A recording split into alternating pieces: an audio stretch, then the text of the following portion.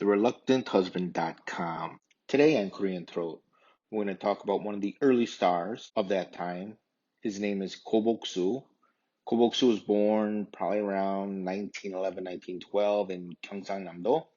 Uh, he's the son of a noodle maker, and he learned to sing and play musical instruments by joining his church choir.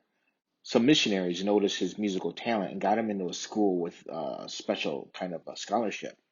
At the age of 18, he entered a musical contest and won first prize, but still lacked money to take his talents up to Seoul. In 1933, before his father fell asleep, BokSu took 61 from his father's pocket. This gave him a chance to go to Seoul at the age of 22. After struggling for some time, BokSu finally got a record deal.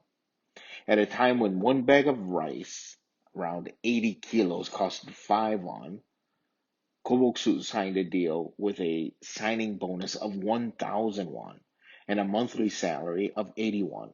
You can consider BokSu as a pop singer from the colonial period. One of BokSu's biggest hits was a song with the original title Tahyang and later renamed as 타향살이. And it went from the B side to the A side of an album. The music is by Mo and the lyrics are by Kim Dong-in, and of course, the song is sung by BokSu. These well-respected artists have been called Songgumgo Trio, and Songgumgo means a lockbox or a safe. Tragic anecdote regarding the song 타향살이 is after one performance, there was a group of about 30 people waiting for BokSu backstage, and in the crowd was one girl who asked him if by chance he would be able to pass her regards to her parents who were living in Busan. Since BokSu was touring, the young lady thought that, Busan would be one of his next stops. She gave him her address in Busan, and later that night, she took her own life. After BokSu heard of this tragic story, he became overwhelmed with guilt. But it was his friend Mo who told him that he could sing this song, 타향살이, for her in her memory. That night he sang that song with the audience and was described as 혼연일체. The president of his first record company gave BokSu 2,001 as an incentive, which was a small fortune at the time. A professor at that time was making about 42 won per month. So BokSu took that money and returned home to beg for his father's forgiveness.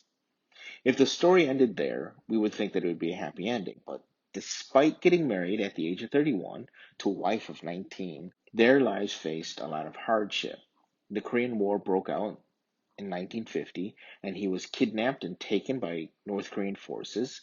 He later escaped and tried at a few businesses that never really succeeded.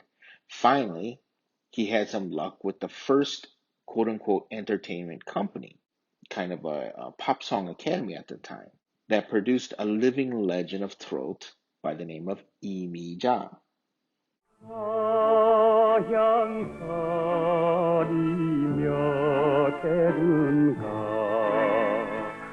손꼽아 헤어보니 고향 떠난